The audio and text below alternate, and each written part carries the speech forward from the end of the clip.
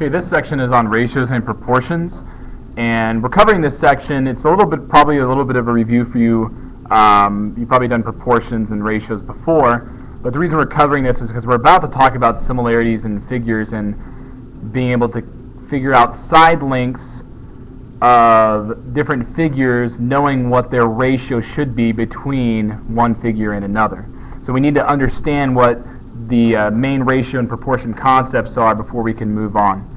The first thing that I have written down here are the different properties of proportions, and we're using this whole concept of if A over B equals C over D. So you can plug in any numbers that you want here to represent A, B, and C and D, and these four different theories that go along with them here, such as if I multiplied A times D, it would equal B times C. Or I could flip the fractions here, so if I had B over A, it would be the same thing as if I had D over C.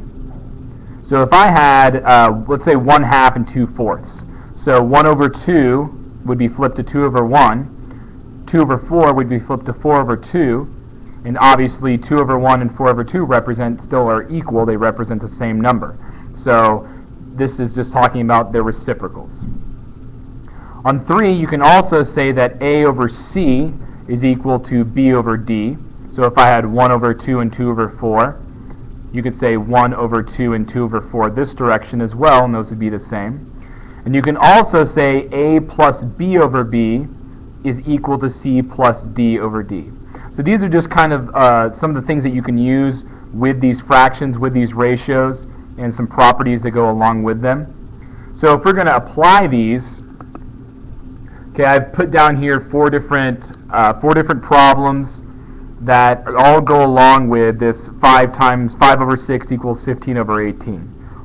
So all we're going to do here is we're just going to fill out and finish off what these fractions actually are. So if we have 5 times 18, that is going to be equal to 6 times 15. So 5 times 18 is the same thing as 6 times 15. Okay, those should equal the same exact thing. 6 over 5 is the reciprocal one, which is going to be equivalent to 18 over 15. 5 over 15 is equal to 6 over 18. This is that horizontal property where 5 over 15, 6 over 18. And then finally, if 5 plus 6 over 6 is equal to 15 plus 18 over 18. So you just need to know the concepts of how these properties work, and because we're going to be able to apply these to our ratios and our proportion problems. Now you're used to being able to cross multiply to solve for proportions. Like if I have this extended proportion down here of 8 over 12 is equal to 6 over x, you could solve for x by cross multiplying here. You can say 8 times x is equal to 6 times 12. So we can say 8x is equal to 6 times 12, which is 72. So that value of x is going to be equal to 9. But in an extended proportion, you can continue to have these equal fractions, and you can continue to solve by cross multiplying. So now I can say 6 times y is equal to 12 times 9, because my new x value here is 9.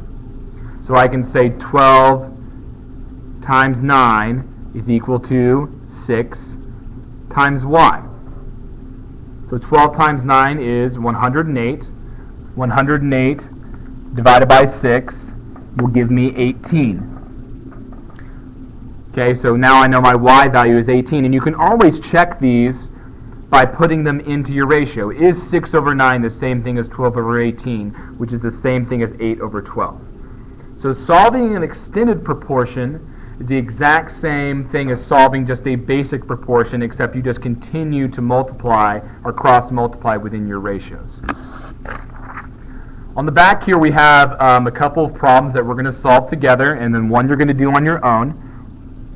Okay, example 1 here, we have y plus 3 over 8 equals y over 4.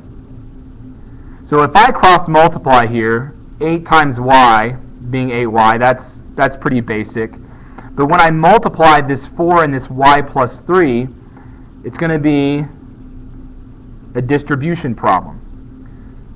So now I'm going to have 8y is equal to 4y plus 12. When you distribute, please remember not only to multiply that 4 by the y, but also the 4 by the 3. So then I end up getting 4y is equal to 12, and my value of y ends up being 3. When they ask you to solve the proportion, they're asking you to find that variable and figure out what these fractions should be. So this should be 6 over 8 equals 3 over 4. And that is a true statement. 6 over 8 is the same thing as 3 over 4. 3 over 4 is the reduced fraction of 6 over 8. So do number 2. Try to pause this, do number 2, and see if you get the same answer as I walk through it.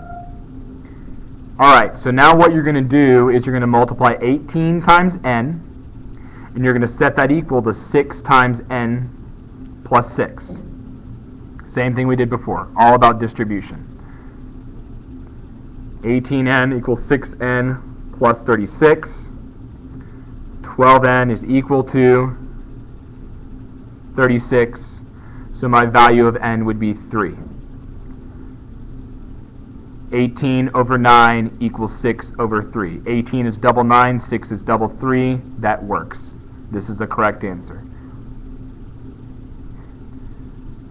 Alright, now let's look down here. Example 2 is what you're actually going to be doing for me. Let's look at example 3. Now, with example 3, it's still cross multiplication. But in this problem, you're going to get 2 answers. And this is a little bit of a review from Algebra 1 when you do the FOIL or box method. We're going to do the FOIL method in class. If you don't know what the FOIL method is, I'm going to cover it in a second. But we're still cross multiplying here. 3 times 2, which is 6. But now we're going to be multiplying this x minus 3 and x plus 2. So over here on the right hand side, I'm going to multiply those two parentheses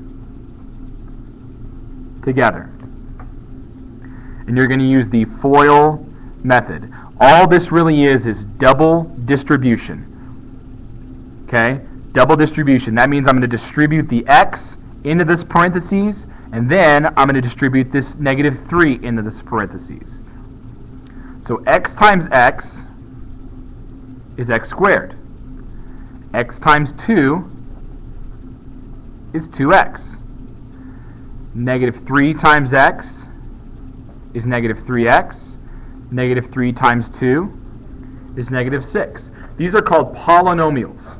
I am multiplying 2 polynomials together and I'm getting this solution. Now I'm going to combine my like terms. X squared minus x minus 6. So this is actually going to get rewritten here. I'm still going to say 6 equals, but now it's going to say x squared minus x minus 6. Now I'm going to continue to try to solve for x here, adding 6 to both sides, which would give me 12 equals x squared minus x. But now I have a problem. I have an x squared, I have a negative x, and I have a 12, and I can't do anything with these. I can't reduce this at all. So what I'm going to have to use is the quadratic formula, or factoring, in order to figure out what my values of x could be. And there's going to be 2 different values. Alright? I'm going to rewrite this equation. I'm going to erase this and rewrite this equation to where it's going to be equal to 0. So instead of adding x to both sides, or adding 6 to both sides, I'm going to subtract 6 to make this 0, to where I get 0 equals x squared minus x minus 12. Now, a little review of what the quadratic formula is. It's that Pop Goes the Weasel song, I think, that you probably learned in 8th grade. That x equals negative b plus or minus the square root of b squared minus 4ac all over 2a. Okay, so again, it's x equals negative b plus or minus the square root of b squared minus 4ac all over 2a.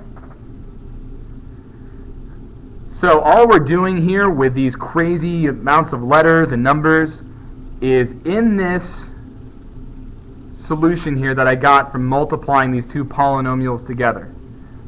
I'm going to enter in for A the number that is next to x squared, which is easy here because it's a 1. For B, I will enter in the number next to x, which is a -1. For C, I will enter in the number next to, well, it's not next to anything, it's just this constant at the end of the equation, which would be 12, -12. So I'm going to rewrite this. X equals a -b. My b here was -1, so that makes it a +1. Plus or minus the square root of b squared. Well, my b was -1, so -1 squared is 1. Minus 4 times a, which is 1, times c, which is -12. So 4 times 1 times -12, and then I'll divide, running out of room here, all this by 2 times a, which a here is 1, so all over 2a. So again, my a value is 1, my b value is -1, my c value is -12. Probably behoove you to go ahead and write down a equals 1, b equals -1, c equals -12 before you do this, so it allows you to make this a lot easier on yourself when you're inserting in those numbers for the variables. So if I simplify this a bit, I get 1 plus or minus -12 times -4 is a +48. Okay, so or you can say 1 minus -48. It's going to be the same thing. This value ends up being 49 over 2. So the square root of 49 is 7. 1 plus 7 is 8. Divided by 2 is 4. 1 minus 7 is -6. Divided by 2 is -3. So my two possible answers here for x is that x could equal 4 or x could equal -3.